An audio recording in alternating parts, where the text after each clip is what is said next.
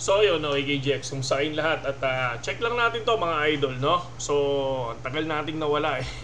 So, puro ano lang tayo, puro video-video lang tayo, mukha-mukha lang. Pero ito, pakita ko lang sa inyo ha. So, kita niyo yan, ang daming guhit niyan mga lods, no? Pero pag nilapit natin yan, malalayo naman yan. Okay? So far, kung mapapansin natin, yung mismong downtrend natin, no? Yan, yung mismong downtrend natin, ito break na siya dito sa area na to. So, and then, kung mapapansin nyo, yung itong area na to, si 58,500, kung mapapansin nyo, saktong-sakto. O, di ba? Saktong-sakto siya dyan, no? So, ngayon, tingnan natin kung ano mangyayari dyan. So, ito, pakita ko lang sa inyo yung mga sinabi natin doon sa Reels. Ito yung nasa Reels natin.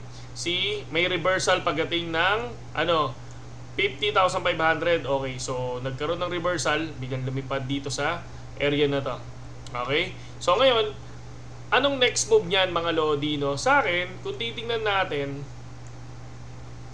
lahat yan dinaanan na. So sabi ko nga sa inyo, dito nag-start yung lipad, pero kung papansin nyo, dinaanan na siya. Binalikan din, okay? So ito yung sinasabi ko na kapag lumipad, huwag na kayo magpanik, hayaan nyo muna. Di ba? Kasi minsan, dadaanan yan, mga Lodi ulit, babalik ulit yan. Tapos, di ba sinabi ko sa inyo na, paano ulit ako gumagawa ng resistance? Sinitingnan ko, katulad dito, bakit ako nagkaroon ng resistance dito? Kasi, bigla siyang lumipad banda dito sa area na to. So, nag-stable siya, tapos biglang dito lumipad. So, sabi ko, okay, good resistance to. Tapos, pagdating na naman sa ilalim, ba't ako nagkaroon ng resistance din dito? Dahil kung mapapansin nyo, eto, biglang bumagsak. So, ibig sabihin, may resistance sa area na to. So, kaya gumagawa ako ng guhit na marami mga Lodi. So ito, kung mapapansin nyo, no? Ayan o, lahat yan binabalikan mga Lods. Kung titignan nyo, lahat yan binabalikan yung mga guhit na yan. So far, anong mangyayari dito? Okay, so ito tayo ngayon mga Lods, no? Ito tayo. So for me, ang isa sa pinaka-resistance ko dito mga Lodi, ito, si 60,000 mga idol. Isa sa 60,000 sa positive na resistance natin. Ngayon, pag nakuha si 58,500, so possible, umangat ng konti yan. Pero pag na-break to, ang susunod niyang i-break si 61,350. Pero sabi ko nga sa inyo, mag-open trade ako, no? Mag-open trade ako ng medyo may margin na konti. Medyo malaking margin. Siguro mga 250 USDT. So sa atin kasi malaki na yung 250 USDT, no? Hindi ako katulad ng ibang whales na 50K, 100K, 500K, hindi. So, I think dito, pag binalikan to, mga Lodi, no, kita nyo lumipad, di ba? Once na binalikan to, tong ilalim na to, mag-open position ako ng long position, mga Lods. Pag binalikan siya. Pero pag hindi siya binalikan, mga Lodi, dito ako mag-open sa 60K. Dito ako mag-open sa 60K, mga Lodi, no? So, yun yung ating aabangan, no? Check lang natin, may nag-PPM. So, yun.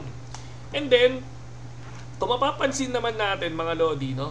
Punta tayo sa 1 month. Ito, tong mismong hilera na yan mga Lodi. Yan, ito. So sa 1 month, kung mapapansin nyo, nung May, biglang bumagsak. Ito siya, oh. Ayan yun, yung pinaka-May. Ito yung sinasabi ko, no? Na nagkaroon, bago lumipad, may big dump na nangyari. So ayan, yan yung sinasabi nila. Na may big dump na nangyari. Na kung saan, dito sa area na to, no? May nangyayaring big dump, 'di ba? May nangyayaring big dump. Tulad ba ng big dump nito? So tingnan niya natin kung ilang percent to. So from 60 that time, tingnan niyo from 60 that time, bumagsak ng grabe naman. 30. So 30 USDT mga Lodi, no? So dito naman sa area na to, from 70 mga Lodi, no? From 70 to 50. So 20,000 USDT mga Lods, no? So nung nakaraang bull market, napansin nyo na from 60 nag-drop pa papuntang 30 mga idol. Possible palang mangyari yun, no? Possible yung 30,000 USDT na pwedeng bumalik, no? From 60 to 30.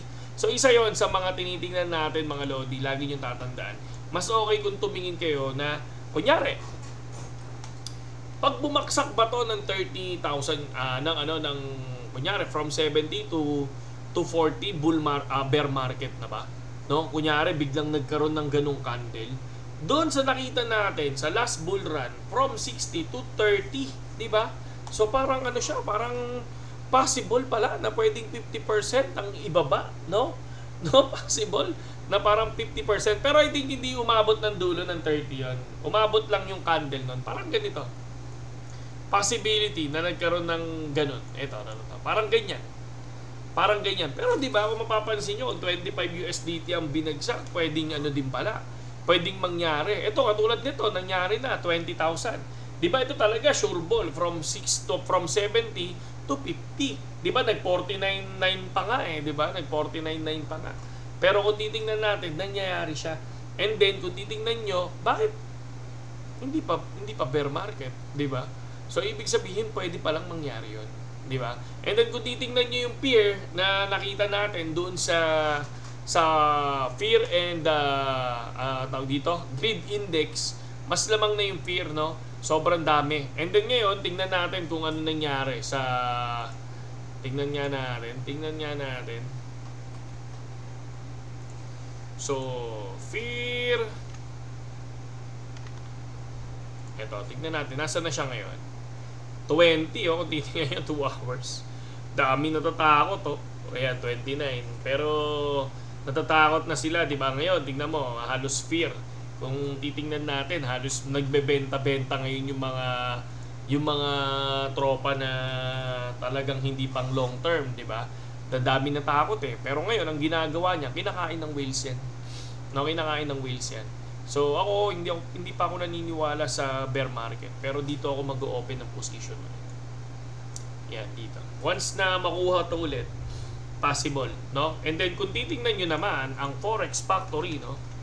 Forex Factory, alala ko na naman to.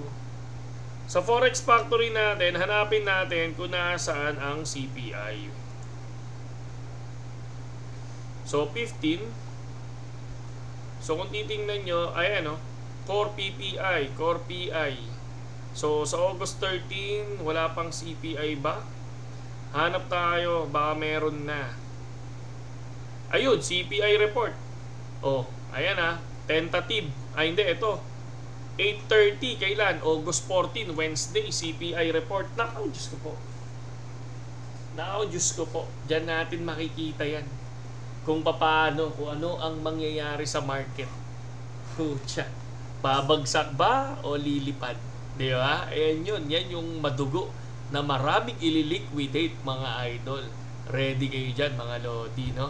Yun lang. Saludo sa lahat, TGX.